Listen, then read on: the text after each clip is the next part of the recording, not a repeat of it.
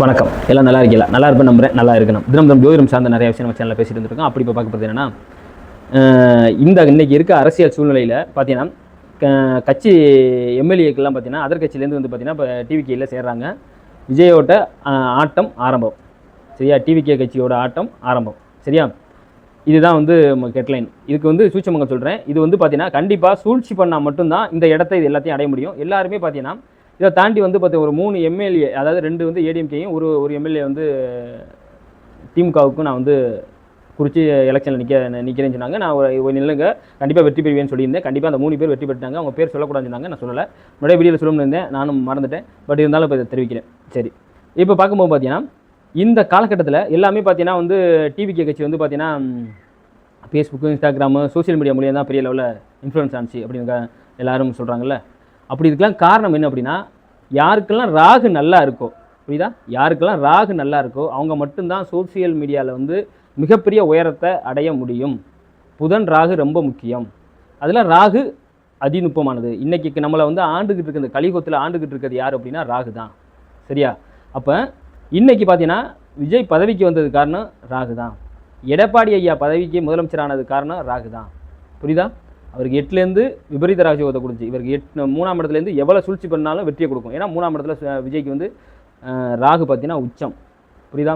அதே மாதிரியே ஸ்டாலின் ஐயாவுக்கு 3ஆம் இடத்துல ராகு. அப்போ அவருக்கு விருச்ச இலக்கணத்தில் அப்போ இருக்கும்போது அது சனியோட வீட்டில். அப்போ அவருக்கு பின்னாடி முதுகில் குத்துறவங்க தான் நிறைய பேர் இருப்பாங்க. அது எப்போ நம்ம நேரம் சரியாக போகும்போது எந்த கிரகமும் எதுவுமே பண்ணாது. புரியுதா? போன டைம் அவர் முதலமைச்சரானுங்கிறது யோகத்தினால அவரோட பலம் வந்து பலம் வாய்ந்த ஆளாக இருந்ததுனால ஒன்றும் பிரச்சனை கிடையாது. பட் நம்ம பலவீனமாகும் போது அந்த கிரகங்கள் நம்மளை வச்சு செய்யும். இதுதான் யதார்த்தம். நீங்கள் வேணால் நினைக்கலாம், என்னடா நம்ம நல்ல நேரம் இருக்கும்போது வந்து எதை பற்றி யோசிக்கணும், நமக்குன்னு அந்த அது வரைக்கும் நம்மளை காத்திருக்கும் அந்த கிரகங்கள். அதுக்கப்புறம் நம்ம வச்சு செய்யும். சூழ்ச்சியால் முறியடிக்கப்படணும் அப்படிங்கிறது அமைப்பு. அப்போ அவருக்கு முதுகில் குத்துவாங்கிறது அமைப்பு. அதை தாண்டி 6ஆம் இடத்துல இருக்க கிரகம் தசை நடத்தி புத்தி நடத்திட்டு இருக்கு. அப்போ ஸ்டாலின் ஐயாக்கு நான் சொல்கிறது, அப்போ சங்கடத்தை சந்திக்கணும் அப்படிங்கிற அமைப்பு. இவர் 8ஆம் இடத்துல ஒரு சூழ்ச்சியில் வெற்றி பெற்ற எடப்பாடி ஐயா திருப்பி வந்து பார்த்தீங்கன்னா அவர்னால வந்து அதே வெற்றியை திருப்பி மறுபடியும் அதை சூழ்ச்சியில் அவரால் வெல்லவே முடியாது. அது வந்து விபரீத ராஜயோகம்னா அந்த காலகட்டம். அதை வச்சு எப்படி கேப்சர் பண்ணி நம்ம எப்படி வாழ பழகணுமோ அது மாதிரி பழகிக்கணும். அதை தாண்டி இப்போ இதுவே வந்து இப்போ டிவிகே கட்சி வரல அப்படின்னா கண்டிப்பாக பார்த்தீங்கன்னா எடப்பாடி தான் முதலமைச்சர் ஆகிப்பார். அவரோட ஜாதகம் தான் அந்த அமைப்புக்கு வந்துருந்துச்சு. சரியா? நீங்கள் பார்த்தீங்கன்னா டிவிகேக்கு இத்தனை சீட்டு செஞ்சிருக்காங்க அப்படின்னா அந்த இதெல்லாம் வந்து ஏடிஎம்கே தான் வந்திருக்கும். சரியா? இப்போ 100% அவங்களுக்கு தான் அது மாதிரி தான் ஒரு அமைப்பு இருந்திருக்கும். அதுக்கு அவருக்கு 10ஆம் இடத்துல புதன் வந்து நல்லா வலுவாக உட்காந்துருந்தார். யார்? எடப்பாடி ஐயாக்கு. அப்போ இப்படி அதை விட ஒரு பலமான ஆள் வரும்போது அப்படி தான் செயல்படும். கிரகம் வந்து அப்படி தான் செயல்படும். அதை தாண்டி விஜயோட ஜாதகப்படி பார்த்தீங்கன்னா 3ஆம் இடத்துல ராகு உச்சம். அந்த 3ஆம் இடத்து கிரகத்துக்கு வீடு கொடுத்த செவ்வாய் வந்து பார்த்தீங்கன்னா 11ஆம் இடத்துல நீச்சபங்க ராஜயோகத்தில் உட்காந்துருக்கு. எவ்வளவு அதே மாதிரியே இவர் உட்காந்து இந்த நட்சத்திரத்தை அதிபதி பார்த்தீங்கன்னா 10ஆம் இடத்துல சூரியனோட சேர்ந்து 10ஆம் இடத்துல பலமாக உட்காந்துருக்கு. இப்படி இருக்கும்போது எவ்வளவு பெரிய அதாவது கேடியும் கில்லாடியும் ஜாதகத்தில் எப்படி புதனும் ராகு தொடர்படுத்திட்டா கேடிங்கிறது வந்து ராகு, கில்லாடிங்கிறது புதன். அப்போ ரெண்டுமே யாருக்கு வந்து சுச்சமாக ஒத்துப்போம் அப்படின்னா விஜய்க்கு. ராகு வந்து 3ஆம் இடத்துல உச்சம். அவர் கேட்ட நட்சத்திரத்தில் இருக்கிறார். அவரு வந்து பார்த்தீங்கன்னா அவருக்கு வீடு கொடுத்த இது நட்சத்திரம் கொடுத்த அதிபதி 10ஆம் இடத்துல சூரியனோட சேர்ந்து பலமாக உட்காந்துருக்கு. அப்போ கேடியும் கில்லாடியும் ஓகே ஆயிடுச்சா? அவருக்கு வீடு கொடுத்த நீச்சபங்க ராஜயோகத்தில் 11ஆம் இடத்துல இப்போ ஆசைப்பட்டா நடந்துடும்.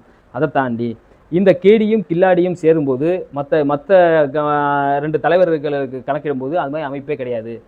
உதயநிதிக்கெலாம் அப்படி ஒரு அமைப்பே இல்லை. சூழ்ச்சியெல்லாம் முறியடிக்கிற ஜாதகம் அமைப்பே கிடையாது. அப்படி பார்க்க போகும்போது இவரோட ஜாதகத்துக்கு ராகு வந்து மிகப்பெரிய ஒரு கேம் சேஞ்சர். ராகு வந்து இவருக்கு 9ஆம் மாதம் வரைக்கும் விஜய்க்கு போயிட்டுருக்கு. இதுதான் வந்து அவர் வந்து மிகப்பெரிய ராஜதந்திரியாக மாற்றுது. இதுதான் வந்து அவர் வந்து எப்படியுமே ராகு வந்து மதிநுட்பத்தை கொடுக்கும். ஒரு மனிதன் எந்த சூழ்நிலையும் பிழைச்சிக்கிறனும் அறிவு கொண்டு இது பண்ணணும் அப்படின்னா அதுக்கான ராகு ரொம்ப முக்கியம். அப்போ அது எந்த இடத்துக்கிட்ட இருக்குங்கிறது ரொம்ப நமக்கு பார்க்கணும். அதை தாண்டி இவரோட லக்கணத்துக்கு ராகு வந்து அவ்வளோ சீக்கிரத்தில் கெடுதலே பண்ண மாட்டார். இங்கிட்டு அவர் உட்காந்துருந்த வீடு கிரகம் வந்து நீச்சபங்க ராஜயோகத்தில் உட்காந்துருக்கு. அவருக்கு நட்சத்திரத்துக்கு அதிபதி வந்து பார்த்தீங்கன்னா சூரியன் புதன் சேர்ந்து சூரியன் வந்து 10ஆம் இடத்துல வலுவாக உட்காந்துருச்சு. இது மாதிரியே ஒரு அமைப்பு வரும்போது கண்டிப்பாக அவர் ஒன்றுமே பண்ண முடியாது. அப்போ ஏற்கனவே இருக்க கட்சிக்காரங்களாம் ரொம்ப எச்சரிக்கையாக இருக்கணும். நீங்கள் எவ்வளவு சூழ்ச்சி பண்ணினாலும் கண்டிப்பாக பார்த்தீங்கன்னா இவரை முறியடிக்கவே முடியாது. இது வந்து மிகப்பெரிய ஒரு பலம் வாய்ந்தது. இது எல்லாமே மிஞ்சி போனால் ஒரு 9ஆம் மாதத்துக்குள்ளே எல்லா இதுவுமே வந்து உங்களுக்கு வந்து சரி கட்டிடும். அதுக்கப்புறம் அவர் ஒன்றும் பண்ண முடியாது. நீங்கள் எவ்வளவு சூழ்ச்சி பண்ணாலும் இந்த இடத்துக்குள்ளே அவரை வெற்றியே கொள்ள முடியாது. அந்த மாதிரி ஒரு ஜாதக அமைப்புன்னு நான் சொல்கிறேன். சரியா? இதை பற்றி நான் தனியாலாம் எதுவும் சொல்ல, ஜாதகம் அப்படி இருக்குது. நமக்கு அது மாதிரி ஒரு அமைப்பு இருந்தாலும் அந்த புதன் ராகு இணைப்பட்டு இல்லை அது ஒருத்தரை பார்த்தோ இல்லை நட்சத்திரத்தில் பரிவர்த்தனையாகியோ அது மாதிரி ஒரு அமைப்பு இருந்துச்சு அப்படின்னா நம்மளோட வாழ்க்கையுமே வெற்றி கொண்டுருவோம். எந்த சூழ்நிலையுமே. அதை தாண்டி இன்றைக்கி நம்மளை ஆண்டுகிட்டு இருக்கிறது ராகு. அப்போ அந்த ராகுவோட ஆதிக்கத்தில் நம்ம எந்தெந்த பிஸ்னஸ் நம்ம பண்ணோம்னாலும் கண்டிப்பாக நம்மளால் வெற்றி கொள்ள முடியும். அந்த காலகட்டம் போகும்போது எப்படி அந்த காலகட்டம் போகணும், போனால் மட்டும்தான் வெற்றி பெறும். அந்த காலகட்டம் வந்து பார்த்தீங்கன்னா விஜய்க்கு போகுது. இவங்க 2 பேருக்கும் எடப்பாடி இவருக்குமே ஸ்டாலினியாக்குமே அந்த காலகட்டம் போகலை. அதனால அவங்க வந்து இது பண்ண முடியாது. பட் இதனால இவங்க எல்லாருமே வந்து சரிவை தான் சந்திச்சாகணும்.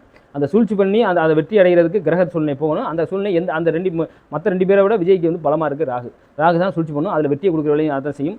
கண்டிப்பாக 3ஆம் இடத்துல ராகு இருக்கிறதுனால நம்மளோட தொடர்பு வந்து எப்படி வேணாலும் எந்த சூழ்நிலையிலும் நம்மளால் மாற்றிக்க முடியும், பண்ணிக்க முடியும். அதீத தைரியத்தை கொடுக்கும் அவருக்கு, சமாளிச்சுக்கலாம் அப்படிங்கிறது. ஏன்னா கேடியும் கில்லாடியும் இதுக்கு 1000 அர்த்தங்கள் இருக்குது. அது மாதிரியே அமைப்பு அவருக்கு போயிட்டுருக்கு. அதனால மேக்சிமம் மற்ற கட்சிக்காரங்களாம் பார்த்தீங்கன்னா எவ்வளவுக்கு எவ்வளவு வந்து பார்த்தீங்கன்னா சாதுரியத்தனமாக இன்றைக்கி ராகு ஆண்டுக்கிட்டு இருக்கிறதுனால சாதுரியத்தனமாக நீங்கள் ஹேண்டில் பண்ணிக்கிட்டீங்க அப்படின்னா பிரச்சனை கிடையாது. இல்லை அப்படின்னா இப்போ நான் வந்து ஏற்கனவே பார்த்த வச்சு தான் அந்த டீட்டெயிலாக நான் உங்கள்கிட்ட பேசியிருக்கேன். பட் இதோட நுட்பங்கள்லாம் உள்ளே நம்ம பேச பார்த்தீங்கன்னா ரொம்ப டெப்த்தாகவே போகும். இது மாதிரியே நீ எச்சரிக்கையாக இருக்கிறது ரொம்ப நல்லது. இல்லை அப்படின்னா கண்டிப்பாக பார்த்தீங்கன்னா உங்கள் கட்சியெலாம் சரிவை தான் சந்திக்கும். இன்னும் காலகட்டத்துக்கு இனிமேல் இது வந்து பிரதமர் ஆகிறதுக்குள்ள ஜாதக அமைப்பு விஜயோட ஜாதகம். இது வந்து நான் ஃபியூச்சரில் நான் பேசுகிறேன், அடுத்தடுத்து நான் பேசுகிறேன்.